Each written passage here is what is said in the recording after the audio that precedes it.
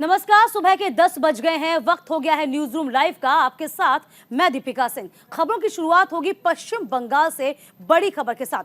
पश्चिम बंगाल के मुर्शिदाबाद से बड़ी खबर है, जिसमें मेडिकल कॉलेज में 9 नवजातों की मौत हो गई है। 24 घंटे के भीतर 9 नवजातों की मौत से मुर्शिदाबाद हिल उठा। बच्चों की मौत की वजह का फिलहाल खुलासा नहीं हुआ है। मेडिकल कॉलेज के प्रिंसिपल ने जांच कमेटी का गठन किया है। तो 24 घंटे में 9 नवजात जिनकी मौत हो गई है, किस वजह से मौत हुई है, फिलहाल इसकी वजह का खुलासा नहीं हुआ। देखिए, खुशियां मातम में बदल गई। मेडिकल कॉलेज के प्रिंसिपल ने जांच कमेटी का गठन किया है, जो हर एक एंगल पर जांच करेगा कि आखिरकार नवजात बच्चों की मौत का कारण क्या रहा। मेडिकल कॉलेज जिसमें 9 नवजातों की 24 घंटे के भीतर मौत हो गई है।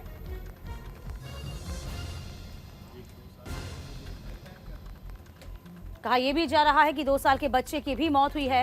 ये बड़ी खबर आपको बता रहे हैं, जिसमें पश्चिम बंगाल के मुर्शिदाबाद से बड़ी और खास जानकारी आपको दे दें। जैसे मेडिकल कॉलेज में 24 घंटे में 9 नवजातों की मौत हुई है।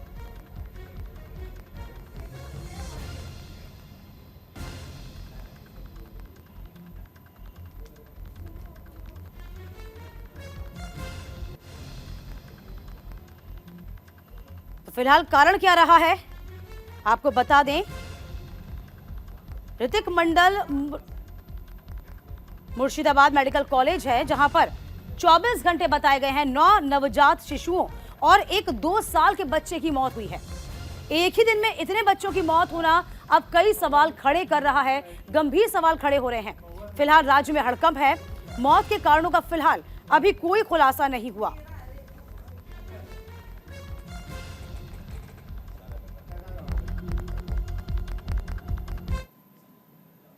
इधर सीएम चेहरे को लेकर बीजेपी में मंथन लगातार जारी है। आज पर्यवेक्षकों का ऐलान कर सकती है बीजेपी। 3 राज्यों के पर्यवेक्षकों का ऐलान बीजेपी कर सकती है। विधायकों से चर्चा करेंगे ये तमाम पर्यवेक्षक। विधायक दल की बैठक में सीएम का चुनाव होना है। देखिए, 3 राज्यों में बंपर जीत के बाद अब चुनौती आई है पर्यवेक्षकों की नियुक्ति के बाद। राज्य में सीएम कौन होगा, क्योंकि देखिए तमाम हम विधानसभा चुनावों का जिक्र करते हैं तो पीएम के फेस पर ही चुनाव लड़ा गया था। प्रधानमंत्री की मोदी की गारंटी ये दिया गया था। हालांकि सराहना की गई, लेकिन तमाम अब दाव जो हैं, जो संभावित मुख्यमंत्री हैं, वो चलने की कोशिश कर रहे हैं। लेकिन आज का दिन बहुत खास है, क्योंकि जीत के बाद अब सरकार बनाने की बड़ी तैयारी कर रही है बीजेपी। 3 राज्यों में पर्यवेक्षकों को भेजा जाएगा। देखिए, बड़ी बात यह है कि 5 राज्यों में विधानसभा चुनाव लड़ा गया, लेकिन कहीं भी सीएम का चेहरा घोषित नहीं किया गया था। दीपक चौबे हमारे संवाददाता इस पूरी खबर पर बने हुए हैं।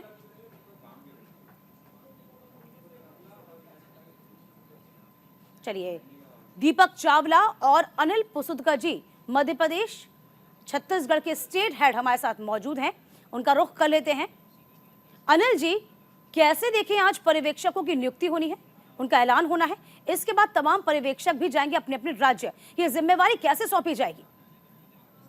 देखिए दीपिका, ये जो पर्यवेक्षकों की नियुक्ति है, ये अंतिम अस्त्र होता है और इसके बाद तो सब कुछ तय हो जाता है। और पर्यवेक्षक का काम होता है यहाँ आकर बैठकों को, विधायकों की बैठक लेना, रायशुमारी करना। लेकिन ये महज औपचारिकता होती है। पर्यवेक्षक दिल्ली से जो है आला कमान का फैसला ही लेकर आते हैं और वो यहाँ सुना देते हैं। बस उनका एक काम होता है कि विधायकों को समझाना कि भाई ये अंतिम फैसला है और इसको आपको मानना है, और उस पर फिर सब हाथ उठा दिया जाता है। और वैसे भी सब यसमैन ही होते हैं। और मध्य प्रदेश और छत्तीसगढ़ में तो कोई बहुत ज़्यादा भाजपा को दिक्कत दिखती नहीं है, क्योंकि सभी लोगों ने कहा है कि वे रेस में शामिल नहीं है और जो फैसला होगा वो मान लिया जाएगा। यहाँ पर भी पहली बार भी जब छत्तीसगढ़ राज्य का गठन हुआ था तो ऐसी ही स्थिति आई थी, तब भी पर्यवेक्षक आए थे। और पर्यवेक्षक राजनाथ सिंह उस समय पर्यवेक्षक थे, तो उन्होंने फिर रमन सिंह का नाम लिया, जो उस समय रेस में शामिल ही नहीं थे। रेस में शामिल थे रमेश बैस, जो आज मध्य प्रदेश के गवर्नर है। और देखिए, एक बार फिर ऐसा हो रहा है कि रमेश बैस का नाम फिर से सामने आ रहा है, क्योंकि बहुत सारे नाम आ गए हैं आदिवासी चेहरे के नाम पे। रेणुका सिंह है, विष्णुदेव साय है, प्रशासनिक जो अफसर रहे हैं, ओपी चौधरी उनका नाम है, फिर 3 बार के मुख्यमंत्री रहे डॉक्टर रमन सिंह का नाम है। तो जब कोई सहमति बनती दिख नहीं रही है और उनको नाम चुनने में जब दिक्कत हो रही है, तो एक बार फिर से रमेश बैस जो महाराष्ट्र के भी गवर्नर है, उनका नाम लिया जा रहा है, क्योंकि वो पहली बार जब राज्य में भाजपा की सरकार बनी थी तो दावेदार थे। उस समय उनको किनारे कर दिया गया था हाँ। हाईकमान के फैसले के हिसाब से। लेकिन आज वो गवर्नर हैं, इसके पहले भी वो केंद्रीय मंत्री रहे हैं और बहुत रायपुर से मतलब समझ लीजिए कि उनके सामने कोई रहा नहीं। पूर्व मुख्यमंत्री जो भूपेश बघेल है वो भी उनके खिलाफ लोकसभा चुनाव में जोर आजमाइश कर चुके हैं और हारे हैं। उन्होंने शुक्ल बंधु जो विद्याचरण शुक्ल श्यामाचरण दोनों भाइयों को हराया है। तो एक नाम उनका भी जुड़ गया है लिस्ट पे और वो भी प्रमुख दावेदार माने जा रहे हैं। जी दीपिका। बिल्कुल, देखिए अनिल जी, आप बोल रहे हैं कि भाजपा को मध्य प्रदेश छत्तीसगढ़ में इतनी दिक्कतें नहीं दिख रही हैं, स्पेशली छत्तीसगढ़ में, लेकिन हम दीपक से भी जानने की कोशिश करेंगे क्योंकि यहाँ पर स्थितियां अलग नजर आ रही हैं। दीपक, वसुंधरा राजे लगातार दिल्ली दरबार के लिए हाजिरी लगाई हुई हैं, मुलाकातों का दौर चल रहा है, बाड़ेबंदी का आरोप उनके बेटे पर लगा हुआ है, ये तमाम चीजें भी सामने आ रही हैं। यहाँ चुनौतियां जरूर खड़ी हो जाएंगी। दीपक, राजस्थान क्या चुनौती बन रही है?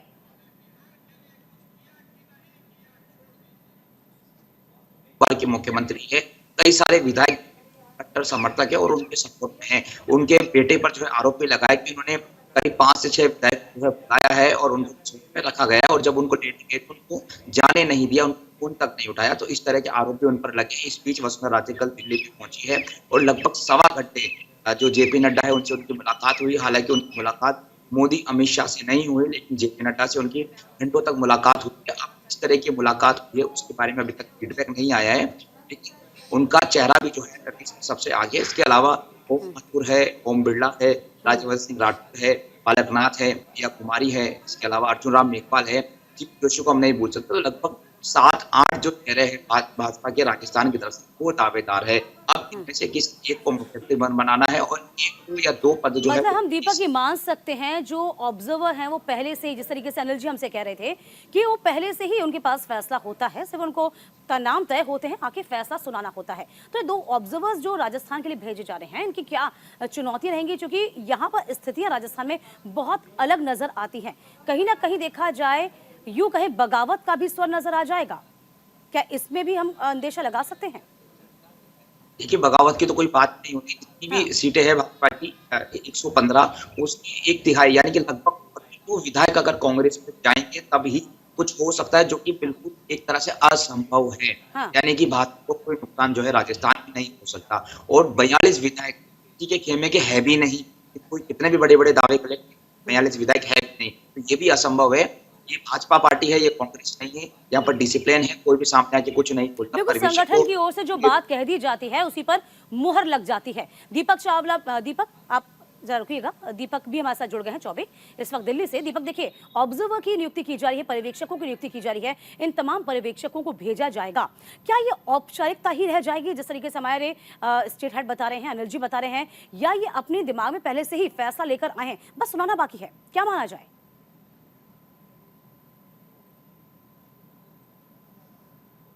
जी बिल्कुल ऐसा नहीं होता है। अगर बात की जाए तो देखिए, पहले जब ये पर्यवेक्षक जाएंगे उसके बाद विधायक दल की बैठक होगी और वो बैठक के बाद जो निर्णय होगा उसको बीजेपी आला कमान को बताया जाता है, यानी पार्टी अध्यक्ष और संगठन महामंत्री BL संतोष को बताया जाता है। उसके बाद फिर ये प्रधानमंत्री नरेंद्र मोदी तक बात पहुंचती है, उसके बाद फैसला लिया जाता है। क्योंकि अगर बात की जाए तो यहाँ पर तो अलग है, यहाँ पर प्रधानमंत्री से लेकर गृह मंत्री अमित शाह सबको लूप में लिया जाता है और बताया जाता है कि ये नए होंगे। हालांकि देखिए, एक बात क्लियर है कि कह दिया गया है कि जो भी मुख्यमंत्री बनेगा वो विधायकों में से ही कोई होगा। जाहिर सी बात है, जिस तरीके से लगातार कयास जो चलाए जा रहे थे कि किसी को भी बनाया जाएगा, पर जिस तरीके से जो हमारे सूत्र हैं वो ये बता रहे हैं कि जो विधायक हैं उन्हीं में से कोई मुख्यमंत्री बनेगा। उदाहरण के तौर पे कई ऐसे मुख्यमंत्री हैं जिनका नाम पहले चल रहा था, उसके बाद पता चलता है कि उनकी जगह किसी और को बना दिया जाता है। मुझे आज भी याद है कि जब गुजरात की जब मुख्यमंत्री की जब चर्चा हो रही थी तो वो सबसे पीछे बैठे हुए थे, उनको पता भी नहीं था कि उनका नाम लिया जाएगा, पर जब उनका नाम लिया तो सबने उनका स्वागत किया। तो इस तरीके से कई ऐसे नाम हैं जो चौंकाने वाले होते हैं। हालांकि ये पार्टी है और ये बीजेपी जो है वो पुरानी बीजेपी नहीं है, अब ये नई बीजेपी है।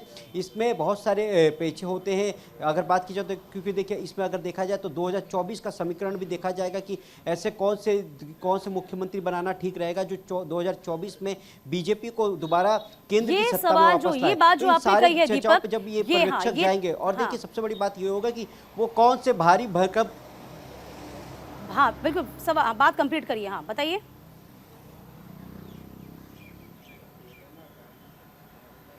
जी बिल्कुल, मैं यही कह रहा था आपको कि वो कौन से भारी भरकम जो पर्यवेक्षक हैं जो जाएंगे, क्योंकि याद होगा आपको कि जब यूपी का रिजल्ट आया था उसके बाद खुद गृह मंत्री अमित शाह और जो अभी वर्तमान में उड़ीसा के जो राज्यपाल हैं रघुवर दास, वो पर्यवेक्षक के तौर पर गए थे। उसके बाद कई ऐसे कयास लगाए जा रहे थे कि इस बार कुछ बड़ा होगा, खुद गृह मंत्री अमित शाह पर्यवेक्षक के तौर पर गए हैं। तो अभी थोड़ा इंतजार करना पड़ेगा कि जो भारी भरकम जो पर्यवेक्षक हैं वो कब दिल्ली से अलग अलग राज्यों में, चाहे वो छत्तीसगढ़, मध्य प्रदेश और राजस्थान में कब जा रहे हैं, ये सबसे बड़ी बात होगी। क्योंकि ये जो पर्यवेक्षक होंगे वही मुख्यमंत्रियों की किस्मत के ताले की चाबी खोलेंगे। तो थोड़ा इंतजार करना होगा दीपिका। चलिए, इंतजार करना होगा, देखते हैं किस तरीके से ये जो इंतजार है पूरा हो पाएगा। अनिल जी और दीपक चावला, आप दोनों का बहुत शुक्रिया। दीपक, आप बने रहिए मेरे साथ, आगे आपका रुख करती हूं मैं तब दूसरी खबर पर। यहाँ आपको बता दें कि टीएमसी सांसद महुआ मोइत्रा की मुश्किलें बढ़ सकती हैं। कैसे? आपको बता दें कि आज लोकसभा में एथिक्स कमेटी की रिपोर्ट पेश होनी है। बीजेपी ने अपने सांसदों को लेकर व्हिप भी जारी कर दिया है। सभी सांसदों को लोकसभा में रहने का आदेश भी दे दिया गया है। विपक्ष रिपोर्ट पर मत विभाजन की अब मांग कर सकता है।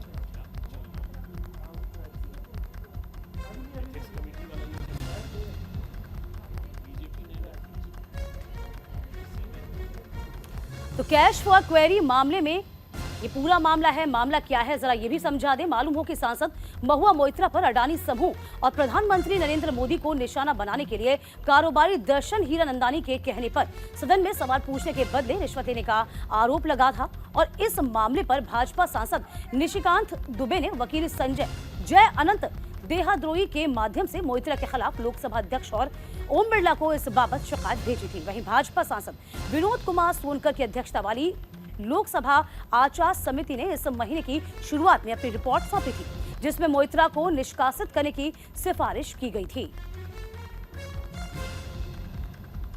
तमाम जानकारी के साथ दीपक चौबे हमारे संवाददाता इस पूरी खबर पर नजर बनाए हुए हैं। क्या माने दीपक, आज का दिन बहुत खास है महुआ मोइत्रा के लिए, टीएमसी के लिए। इसके अलावा देखा जाए बाकायदा बीजेपी ने अपने तमाम सांसदों को व्हिप जारी कर दिया है कि आप सदन में मौजूद रहें। दीपक।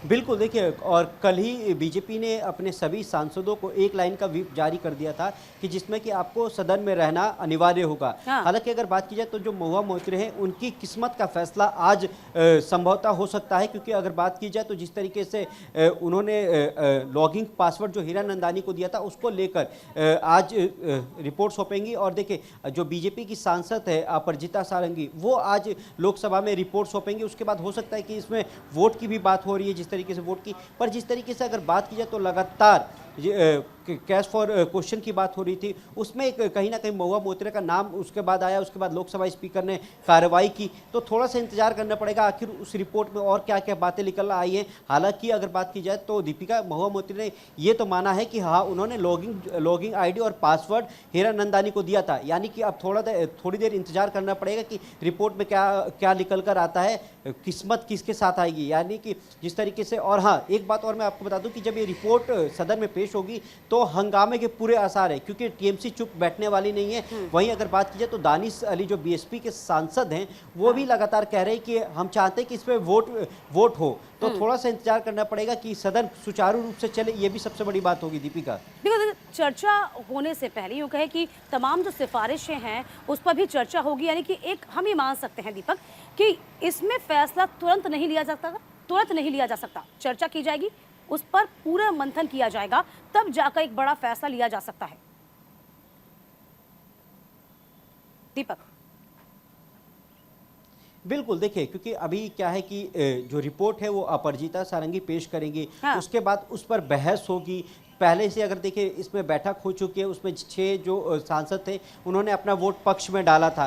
तो अब इस पे जब सवाल उठेंगे, उसके बाद दानिश अली अपना बयान देंगे, उसके बाद विजय सोनकर हैं वो सदन में बोलेंगे। तो जब बोलेंगे तो उसमें रिपोर्ट में और क्या क्या है ये देखने वाली बात होगी। जिस तरीके से निशिकांत दुबे ने लगातार आरोप लगाए कि उन्होंने पैसे लेकर क्वेश्चन सदन में पूछा था। तो इन विषय पर थोड़ा सा इंतजार करना पड़ेगा जब ये रिपोर्ट पेश होगी कि उस रिपोर्ट में और क्या क्या है। हालांकि देखिए, जिस तरीके से लगातार महुआ मोइत्री एथिक्स कमेटी के सामने पेश हो रही थी और कहीं ना कहीं कई बार उनसे देखा गया कि उनके चेहरे पे एक भाव जो था वो गुस्से वाला था। अगर कुछ दिन पहले की अगर वीडियो देखेंगे आप तो उसमें दिख रहा था कि वो बिल्कुल नाराज है और जब वो बाहर निकलती है तो बहुत गुस्से में निकलती हैं। तो इंतजार करना पड़ेगा जब सदन में ये पेश होगा, उसके बाद क्या लोकसभा स्पीकर क्या फैसला लेते हैं, क्या उनकी सदस्यता बरकरार रहेगी या फिर उनको सदन से निलंबित किया जा सकता है। ये दोनों हो सकते हैं पर इंतजार होगा। पर जो टीएमसी है वो चुप बैठने वाली नहीं है दीपिका, टीएमसी पूरा हंगामा करेगी और जाहिर सी बात है कि वो पूरी कोशिश करेगी कि महुआ मोइत्री को बचाने के लिए। जाहिर सी बात है, कोशिश पूरी होगी। आप नजर बनाए रखिएगा दीपक,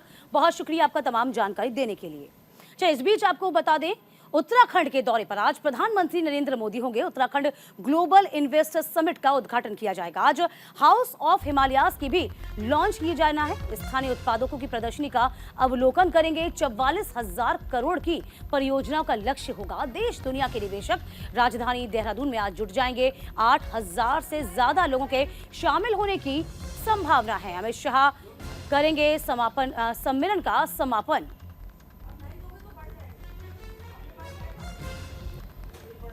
तो दून में होगा आज निवेशकों के महाकुंभ का आगाज। प्रधानमंत्री नरेंद्र मोदी इसका उद्घाटन करेंगे। देखिए, राज्य में विभिन्न सेक्टर्स की यदि हम बात करते हैं, निवेश के लिए अभी 3 लाख करोड़ रुपए यानी कि समझौते हो गए हैं, एमओयू साइन हो चुके हैं। 3 विधानसभा चुनाव में जीत के बाद बीजेपी में आपको बता दें कि प्रधानमंत्री नरेंद्र मोदी पहली बार उत्तराखंड पहुंच रहे हैं और आज का दिन उत्तराखंड के लिए, सीएम धामी के लिए बेहद खास है, क्योंकि लगातार पिछले कई महीनों से, ये यूं कहें लगभग 1 साल से सीएम धामी इसके लिए मेहनत कर रहे हैं। विदेशों में रैली कर चुके हैं, निवेशकों को जुटाने की पुरजोर कोशिश कर चुके हैं और आज का दिन बेहद खास माना जा रहा है। तो उत्तराखंड को समृद्ध दशक बनाने के लिए देश दुनिया के तमाम निवेशक आज राजधानी देहरादून में जुट जाएंगे। आपको बता दें कि औद्योगिक निवेश जुटाने के लिए सरकार का दूसरा 2 दिवसीय वैश्विक निवेशक सम्मेलन शुरू हो चुका है।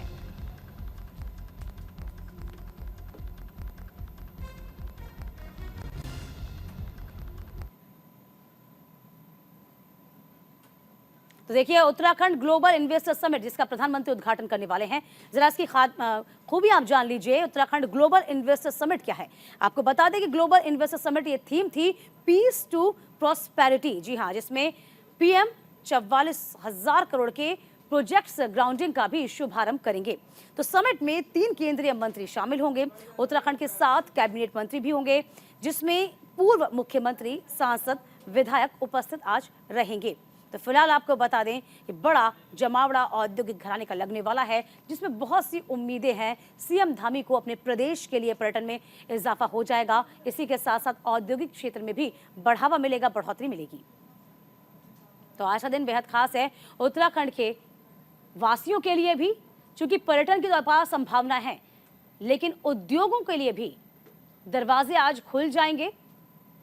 आज का दिन बेहद खास भी, और इसमें प्रधानमंत्री मोदी समिट का उद्घाटन करने के लिए पहुंच चुके हैं। तो हाउस ऑफ हिमालयाज को भी लॉन्च किया जाएगा। ये बड़ी बात आपको बता दें, जिसमें उत्तराखंड के तमाम प्रोडक्ट्स जो हैं उन्हें हाउस ऑफ हिमालयाज की संज्ञा दी जाएगी। चलिए बढ़ते हैं खबरों में आगे। कांग्रेस विधायक इरफान अंसारी के बोल बिगड़ गए हैं। बीजेपी के समर्थक सबसे बड़े घुसपैठिए हैं, ये कहना है। प्रवासियों को घर मुहैया करके मदद कर रहे हैं। तो झारखंड को बदनाम करने पर तुली है बीजेपी। झारखंड के कांग्रेस विधायक हैं इरफान अंसारी।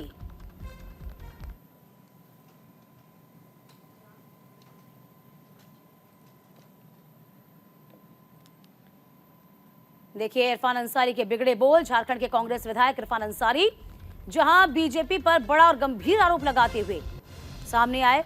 कांग्रेस विधायक इरफान अंसारी के बोल एक बार फिर से बिगड़े। बीजेपी के समर्थक सबसे बड़े घुसपैठियां हैं, प्रवासियों को घर मुहैया करके उनकी मदद कर रहे हैं। झारखंड को बदनाम करने पर तुली है बीजेपी। झारखंड के कांग्रेस के विधायक इरफान अंसारी के बोल बीजेपी के लिए एक बार फिर से कड़े हुए।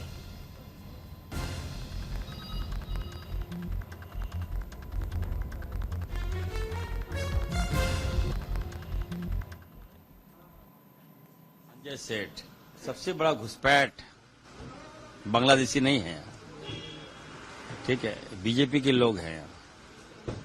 संजय सेठ, प्रकाश, सीपी, डीपी, भानु, निशी, ये घुसपैठ है। ठीक है, ये लोग बाहर के लोग आए हैं। मैं इनसे कहूंगा कम से कम आप जो बातें सदन पे उठाते हो इनको आपको देखना होगा। और इसी के साथ न्यूज रूम से भी से इतना ही। वक्त छोटे से ब्रेक का हुआ है, फौरन लौटेंगे, आप कहीं मत जाइएगा।